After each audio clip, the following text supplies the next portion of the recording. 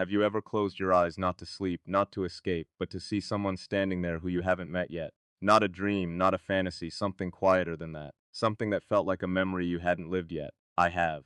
And I remember the exact moment it happened. I wasn't searching for her. I wasn't thinking about love. I was deep inside the machinery of ambition, deadlines, missions, systems. And then, without warning, like a reflection appearing in a mirror I didn't know was there, I saw her standing beside me, not in front of me, not behind me, beside me. That one vision changed how I understood everything: purpose, partnership, the strange, terrifying, beautiful way the universe speaks to people who have finally learned to go quiet enough to listen. I had to share this because I think you felt something like it too, and nobody ever told you it was real. This is about that. I want to tell you something I've never been entirely comfortable saying out loud. Not because it embarrasses me, but because the moment you say something like this, people reach for categories. They call it mysticism. They call it wishful thinking. They call it delusion dressed up in beautiful language. And I've learned slowly, sometimes painfully, that the most real things in a human life are precisely the ones that resist being categorized. So I'll ask you to do one thing before we go any further. Set down whatever framework you've been using to understand love, just for now, just for the length of this conversation. Because what I want to share with you doesn't live inside a framework. It lives in the space between what you know and what you feel. In that quiet corridor where logic runs out of hallway and something deeper takes over. I believe in systems. I believe in engineering. I believe that almost every problem, when broken down with enough precision and enough patience, reveals a solution hiding inside it. That's how I've moved through most of my life. Dissect the complexity, find the mechanism, build toward the outcome. And for a long time I tried to apply that same architecture to understanding myself. But here's what nobody told me. The inner life doesn't yield to blueprints. The soul, whatever you want to call it, whatever language sits comfortably with you, doesn't submit to the same logic you use to solve systems. And love, real love, the kind that reshapes the person you thought you were, follows a completely different set of rules. It doesn't announce itself in data. It doesn't send you a notification. It arrives the way dawn arrives. Not all at once, not with a press release. Just quietly, gradually, then undeniably present. Have you ever felt that? That something was arriving long before you could name it? I had been living at full velocity for so long that stillness felt like malfunction. Every hour was accounted for, every variable was tracked. I had trained myself to interpret silence as inefficiency, as wasted bandwidth. So when the vision came, I almost missed it. Not because it was small, because I wasn't listening. It happened in a moment of unusual quiet, the kind of quiet that doesn't come from the absence of noise, but from the absence of urgency. And in that stillness, like a reflection appearing in a mirror I hadn't known was there, I saw her. Not her face, not her features, not the specific shape of her, but her presence. The way she stood beside me, the way the space between us felt inhabited, not empty. She wasn't filling a gap. She was completing a geometry I hadn't known was incomplete. And I remember thinking, not in words, but in some language deeper than words, I know you. I don't know your name yet.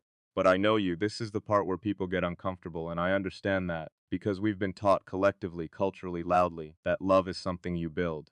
You meet someone, you assess compatibility, you negotiate values, you decide, you architect it piece by piece from the raw material of two separate lives. And that is real. That process is real and necessary and worthy. I'm not dismissing any of it. But what I'm telling you is that before all of that, before the meeting, before the assessment, before the negotiation, there is sometimes a knowing, a recognition, a vision that arrives not as fantasy but as something that feels more like memory than imagination, as if the future reached backward through time, tapped you on the shoulder and said, pay attention, because what's coming is important. Psychology calls it intuition. Philosophers call it perception beyond ordinary sense. Spiritual traditions across every culture call it by different names. Some say it is God, some say it is the universe.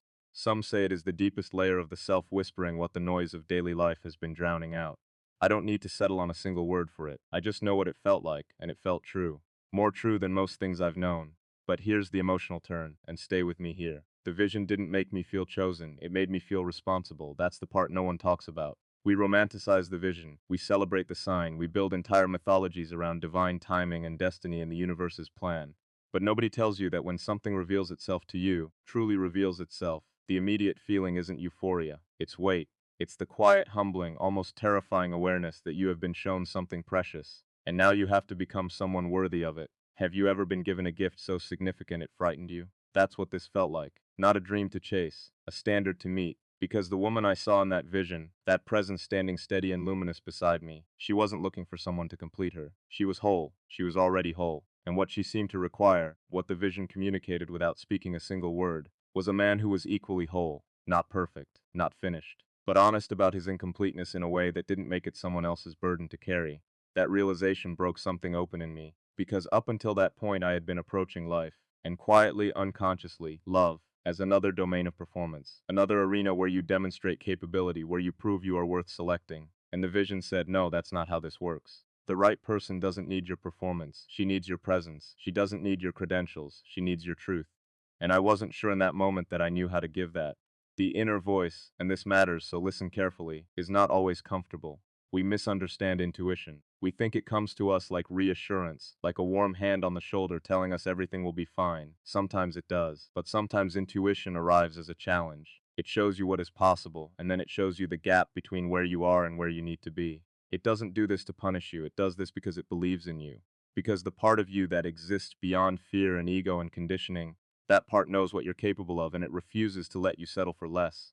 That voice, that vision, that reflection in a mirror I didn't know was there. It wasn't just showing me her. It was showing me who I needed to become to deserve her. And that right there is where the real work begins. Not in the searching, not in the hoping, but in the becoming. In the slow, deliberate, sometimes exhausting, always expanding process of growing into the person your deepest self already knows you can be. That is not a romantic idea. That is a psychological truth.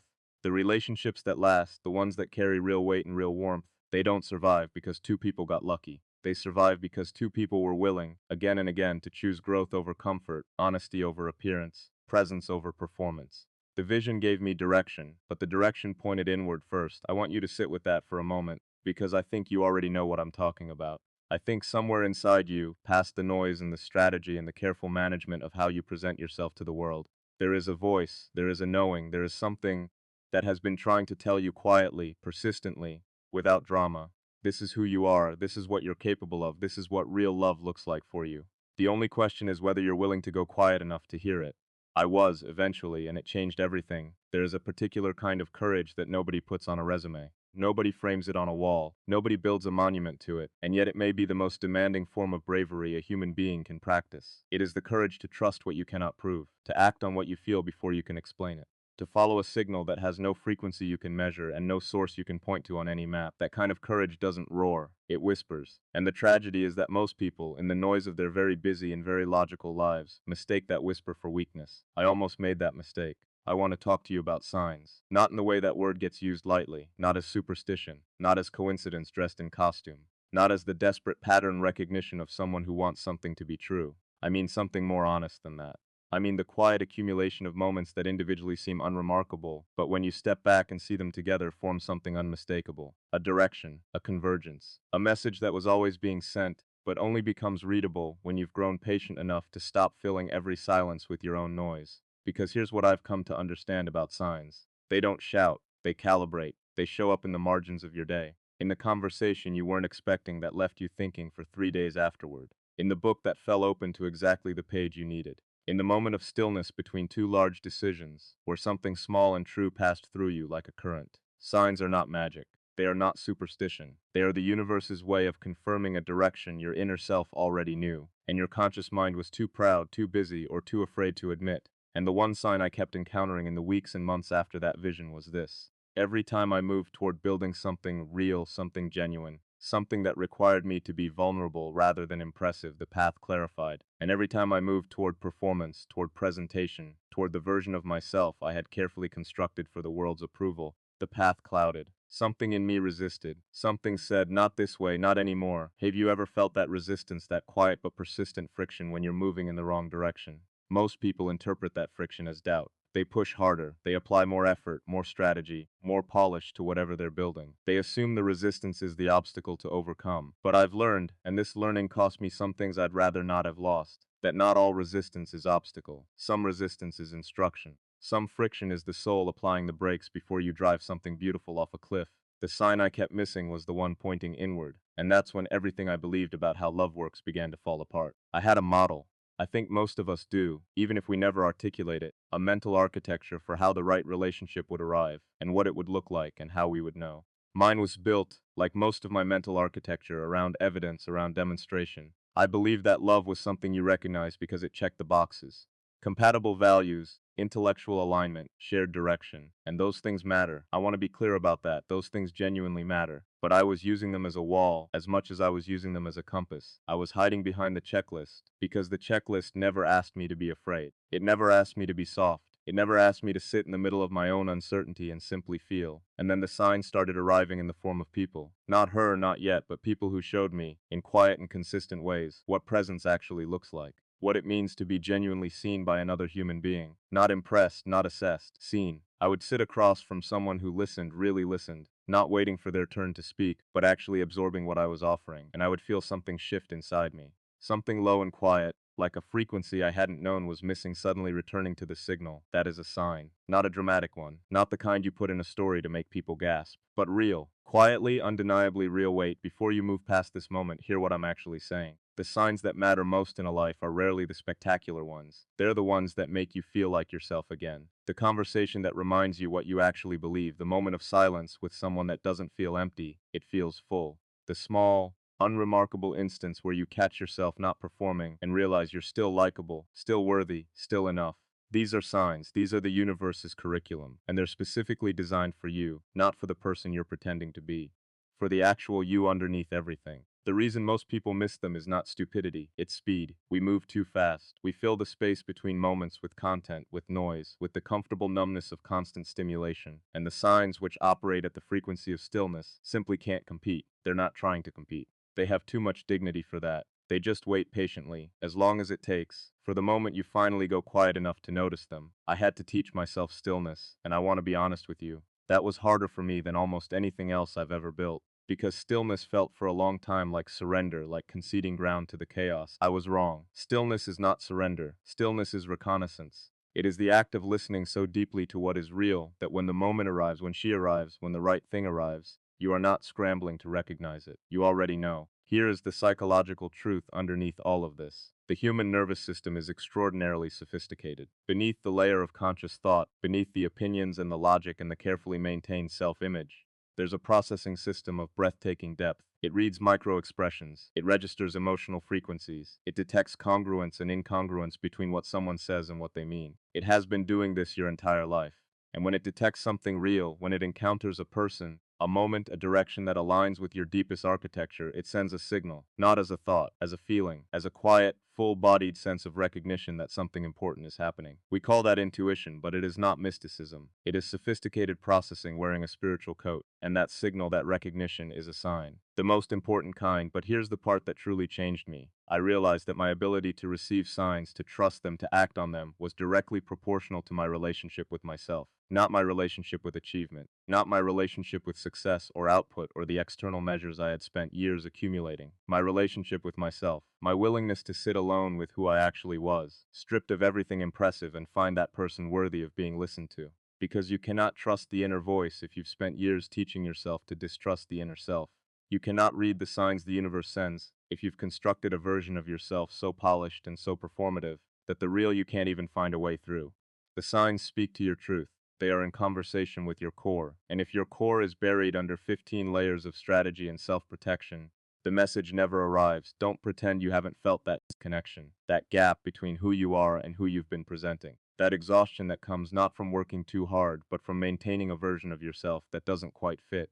That hollow satisfaction when you achieve something that looked correct from the outside but felt oddly quiet on the inside.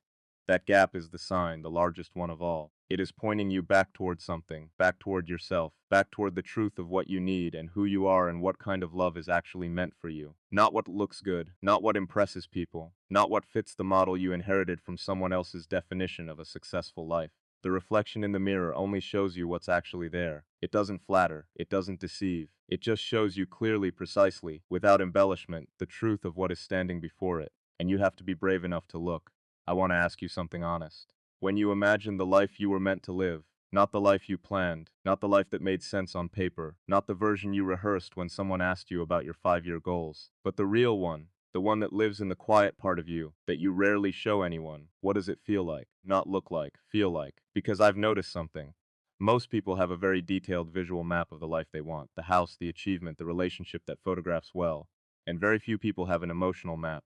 A felt sense of what that life is supposed to be inside, what it's supposed to feel like to wake up inside it, whether it carries warmth or purpose or the specific kind of peace that only comes when you are fully and finally in alignment with who you actually are. That distinction between the visual map and the emotional map is everything. And love, I've come to understand, does not live on the visual map. It lives on the emotional one. I want to tell you about emotional destiny. Not as a mystical concept, not as a cosmic guarantee that the universe owes you a soulmate, but as something precise and psychological and deeply practically real. Emotional destiny is the idea that each of us carries, somewhere below the level of conscious decision-making, a blueprint. Not of the specific person we are meant to meet, but of the emotional experience we are meant to have, the quality of connection we are wired for, the depth of trust, the specific texture of belonging, the particular way another person's presence is supposed to feel in the architecture of our life. That blueprint was written long before you were old enough to date anyone. It was written in the first relationships you ever witnessed, in the first time someone made you feel safe, or didn't, in the moments of childhood warmth or childhood absence that carved grooves into your understanding of what love is and what it does. This isn't therapy language for the sake of it. This is the foundational psychology of every adult relationship you will ever have. You are always, at some level, navigating toward or away from that original emotional blueprint. And here is where it gets profound. The vision I had, that reflection appearing in a mirror I hadn't known was there, wasn't showing me a fantasy. It was showing me the emotional blueprint. It was showing me what genuine companionship actually feels like in the body. Not what it looks like, what it feels like. And the reason it hit me with such force, the reason it settled somewhere deep and didn't float away like a daydream, was because it matched something I already carried. Something true and foundational. Something that said this is what you've always been moving toward even when you didn't know it. Have you ever recognized something you'd never seen before? That paradox, recognition without prior experience, is one of the most disorienting and beautiful things the human heart is capable of. And it only happens when you've done enough inner work to know what you actually need, as distinct from what you've been told to want. That work is not soft work. That work is some of the most demanding excavation a person can undertake. Because what you find underneath the conditioning, underneath the performance, underneath the accumulated opinions of everyone who ever had authority over your self-image, is something surprisingly simple. Something that doesn't need much explaining. It just needs acknowledgement, but here's what nobody told me about emotional destiny. It does not wait for you to be ready. It arrives on its own schedule, in its own form, with its own quiet authority. And if you are not paying attention, if you are too buried in the noise of achievement or the comfort of numbness, it will pass through your life like a current through water you didn't know you were swimming in. You'll feel it afterward. That sense that something important was nearby, and you weren't present enough to reach for it. I felt that. The missed current, the moment of recognition that came a fraction too late. And I want to tell you, it is one of the most clarifying forms of pain I know. Not because the loss is permanent, but because it is instructive. Because it teaches you, with more authority than any book ever could, exactly what you were not paying attention to. Exactly where you were sleepwalking in your own life. And the lesson is always the same. Be present, be honest, be available to what is real. Now I want to go deeper into something that I believe is at the core of every meaningful relationship, and is almost never discussed in those terms. It is the concept of emotional congruence, the alignment between what a person presents on the outside and what they carry on the inside, between the face they show the world and the self that exists when no one is looking. Most of us, by the time we are adults, have built some degree of gap between those two things. Some gap is natural. We all contain multitudes. We all have private dimensions. We all hold certain parts of ourselves back until trust is established. That is not deception, that is wisdom. But when the gap becomes a chasm, when the person you present to the world bears almost no resemblance to the person you are, when the lights go down and the performance ends, then you have a problem. Not a moral problem, a relational one, because the right person, the one who matches your emotional blueprint, the one the vision was pointing toward, cannot fall in love with the performance. She will sense the gap, not intellectually, not with evidence she could articulate in an argument, but in her body, in the quiet discomfort of feeling close to someone who somehow remains unreachable, in the persistent sense that she is touching a surface and wondering what lives below it. Look at me when I say this. The deepest love you will ever experience cannot coexist with a false version of yourself. It is not possible. Not because love is fragile. Real love is not fragile. It is one of the most resilient forces I know. But because real love requires a real person to love. It requires access. It requires the permission to come past the lobby and into the actual rooms where you actually live. And if those rooms are locked, if you've spent years convincing yourself that the lobby is good enough, that the well-lit entrance with its impressive furnishings is all that needs to be shown, then love will stand at the door, knock once or twice with patience and grace, and eventually walk away. Not because you weren't worth loving, but because you didn't believe you were. That is the psychological root of almost every relationship that started with promise and ended in distance. Not incompatibility, not timing, not the circumstances that make such convenient excuses, but one or both people unable to believe, at the level where belief actually operates, below the thought, below the language, below the rational mind, that they were worth being fully known. And I want to challenge you on that right now, in this moment. Wherever you are, I want to ask you, do you believe you are worth being fully known? Not your achievements, not your strengths, not the parts of yourself you've curated for public consumption, but the entire person, the doubts and the tenderness and the private fears and the dreams you haven't told anyone because you're not sure they'll survive being spoken out loud. Do you believe that person deserves to be loved? Because the answer to that question is the foundation of everything. Not charm, not strategy, not timing, not even chemistry. The foundational question of every meaningful relationship is simply, do I believe I am worth being known? And the extraordinary thing, the thing that fills me with something I can only describe as quiet awe, is that the moment you answer yes to that question, the moment you stop managing your own access and start offering your actual self to the world, something shifts. Not just in your relationships, in your entire reality. The vision you saw, the emotional blueprint you carry, the destiny that has been patiently waiting for you to show up as yourself, it starts to come into focus. Not because the universe rewarded your vulnerability, but because you finally became visible. Not just to others, to yourself. And that, I have learned, is where every real love story actually begins. Not with a meeting, not with attraction, not with the perfect moment, in the perfect setting, with the perfect version of yourself on display. It begins with the quiet, private, profoundly brave decision to stop hiding from your own reflection. The mirror doesn't show you the future, it shows you the truth of now. And the truth of now is always exactly what you need to see. I want to talk about trust, not the word, not the concept as it gets thrown around in self-help conversations and relationship podcasts. I want to talk about what trust actually is when you strip away the language and get down to the raw mechanics of it. Because I think most of us have been operating on a fundamentally broken definition, and that broken definition has quietly sabotaged some of the most important things we've ever tried to build. Here is the definition I grew up with, the one most of us absorbed without choosing. Trust is what you feel when someone has proven themselves. It is the earned result of consistent evidence. It is confidence built on a track record, and within that model, trust is always reactive. It always comes after the proof, after the demonstration, after the accumulation of enough data points to justify the opening of the gate. That model is not wrong. In certain contexts, it is wise. You do not hand the keys of something precious to someone who has given you no reason to believe they'll treat it carefully. I understand that. I respect that. But here's what that model completely fails to account for.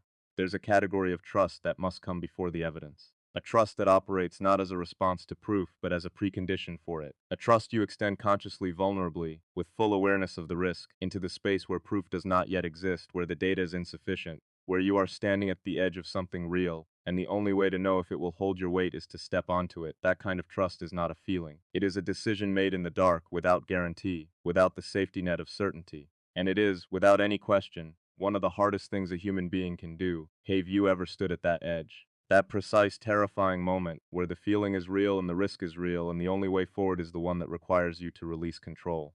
I have stood there more than once, and I want to tell you honestly, the first several times I backed away. Not out of cowardice, or at least not only that, but because I had built so much of my self-conception around competence, around knowing, around moving through the world with enough intelligence and foresight to minimize surprise. And trust, real trust, the kind that love requires, is the deliberate acceptance of surprise. It is the willingness to say, I cannot control what happens next. I cannot optimize this. I cannot engineer a guaranteed outcome. And I am choosing to move forward anyway. For someone who has spent his life turning unknowns into knowns, that is not a small thing to ask. But here's the emotional turn, the one I didn't see coming. The moment I began to extend that kind of trust, not blindly, not recklessly, but consciously, with eyes open and heart steady, I discovered something extraordinary. Trust is not just a gift you give to another person. It is a gift you give to yourself. Because every time you withhold that first kind of trust, every time you wait for the evidence before you allow yourself to feel anything, you are protecting yourself from disappointment, yes, but you are also sealing yourself off from the very thing that makes life feel alive. You are trading depth for safety, and safety, I have come to believe, is a much smaller thing than we've been taught to think it is. It keeps you upright. It does not keep you awake. I want to talk now about waiting, because I think waiting is one of the most misunderstood postures in the entire landscape of love. We treat waiting as passivity. We treat it as the absence of action, the empty space between the decision to want something and the arrival of that thing. And because we live in a culture obsessed with momentum, with hustle, with the relentless production of visible effort, waiting starts to feel like failure. It starts to feel like something is wrong with you if you are not actively, aggressively pursuing the outcome you want. But there is a different kind of waiting. Not the waiting of resignation, not the waiting of someone who has given up and is simply letting time pass. I mean the waiting of preparation, the waiting of a field left fallow so that what grows in it next season is stronger than what grew before. The waiting where you are not doing nothing. You are doing the only thing that actually matters. You are becoming, I spent a long stretch of my life believing that the way to get what I wanted was to chase it with enough force that reality had no choice but to comply. And that strategy worked in certain domains. It built businesses. It solved problems. It moved mountains that were frankly made to be moved by exactly that kind of pressure. But love does not respond to pressure the way a market or a project does. Love responds to readiness, and readiness cannot be forced into existence any faster than a wound can be forced to heal by staring at it harder. So I waited, not passively, not in despair. I waited the way a craftsman waits for wood to season before he builds with it, because he knows that if he builds too soon, the whole structure will warp under its own weight later. I used the waiting to repair what needed repairing in me. The old wounds I had been managing instead of healing. The habits of self-protection that had once served a purpose and had long since outlived it. The quiet contempt I sometimes held for my own softer feelings, as if needing anyone was a design flaw rather than the most human thing about me. And somewhere in that waiting, something interesting happened.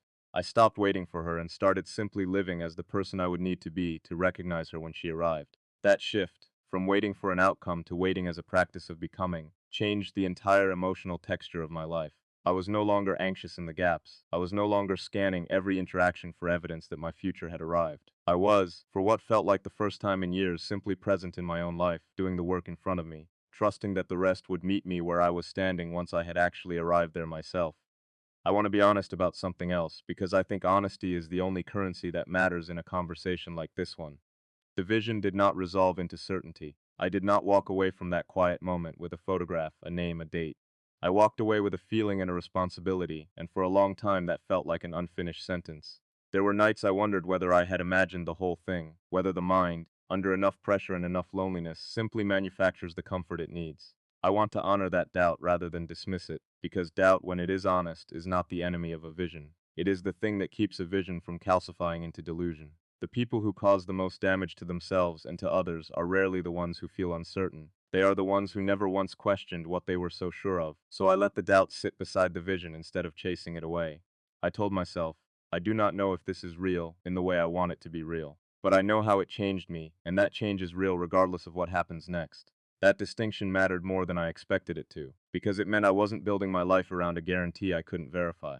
I was building my life around a direction I could verify, one honest choice at a time, one act of presence instead of performance, one moment of staying instead of retreating. There is a kind of love people talk about as if it is a reward for good behavior, as if enough self-improvement eventually purchases a soulmate the way enough loyalty points purchase a free flight. I want to gently push back on that, because I think it quietly poisons the whole process. You do not become whole in order to be loved. You become whole because a whole life is worth living, regardless of who walks into it. The relationship, if it comes, is not the prize at the end of the work. It is one of many possible expressions of a life that has already become worth sharing. If I had done all of this work and she had never appeared at all, I would still be a better version of myself than the one who first sat in that unexpected quiet. That to me is the actual proof that the process was sound. Not the arrival of the person, but the integrity of the man who was doing the becoming.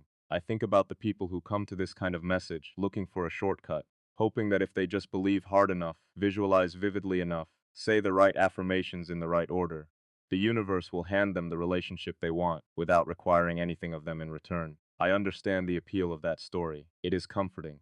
But it is not honest, and I am more interested in being honest with you than I am in being comforting. Because comfort that isn't rooted in truth eventually curdles into disappointment, and I don't want that for you. The vision was not a transaction. It was an invitation. And the difference between those two things is everything. A transaction implies that if I perform the correct sequence of actions, I am owed a specific outcome. An invitation implies that something has been offered, and it is now up to me whether I rise to meet it. Nobody owes you the fulfillment of a vision. You owe yourself the honesty of pursuing your own growth, regardless of whether the vision ever resolves into the shape you imagined. That is not a lesser way to hold hope. It is, I think, the only way to hold hope that doesn't eventually break you. I want to return to something I said earlier, about signs being quiet rather than loud, because I think it deserves more room than I gave it the first time. We live in a culture that has been trained by algorithms to expect drama. We expect the universe, if it speaks at all, to speak the way content speaks. Dramatically, immediately, with a hook in the first 3 seconds. And so when the actual signs of our lives arrive, softly, without spectacle, we walk right past them, because they don't look like what we've been conditioned to expect meaning to look like.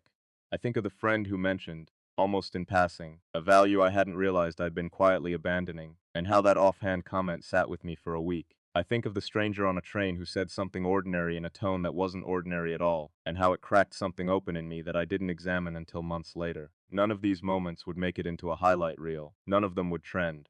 But they were, each of them, small deposits into an account that eventually became a life I could recognize as my own. If I could ask one thing of you, it would be this. Lower the threshold for what you're willing to call a sign. Stop waiting for skywriting. Start noticing the quiet correction, the small return to yourself, the moment a conversation makes you feel more like you rather than less. Those are not minor. Those are the actual material the rest of your life is built from. I also want to say something about grief, because I don't think this conversation is complete without it. Every vision of what could be carries inside it, quietly, a grief for what has not yet arrived, and sometimes for what has already been lost along the way. I grieved versions of myself I had to release in order to become someone capable of standing beside the presence I saw.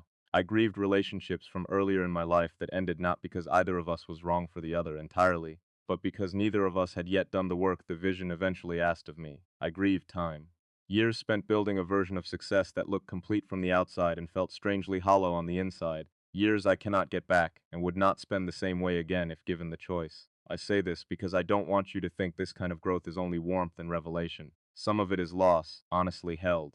And I think there is a particular kind of maturity in being able to hold both at once, the grief and the growth, without letting either one cancel out the other. You are allowed to mourn who you used to be while also being grateful for who you are becoming. Those two feelings are not in competition. They are more often than not traveling together. I want to close not by tying all of this into a neat bow, because I don't think it deserves one, but by returning to where I started, the quiet. The moment before the vision, when I was so deep inside the machinery of my own ambition that I had forgotten how to be still. I think that quiet is available to all of us, at any moment, if we are willing to stop long enough to enter it. Not the quiet of exhaustion, where stillness is forced on you, because you have no energy left to keep moving. The other quiet, the one you choose, the one you walk into on purpose, the way you might walk into a room you've been avoiding, because you know something important is waiting for you there. I don't know what waits for you in that room. I don't know if it is a person, or a decision, or a version of yourself you've been keeping at arm's length for reasons that made sense once and no longer do. But I believe something is there. I believe it the way I believe in things I cannot fully prove but have felt too clearly to dismiss.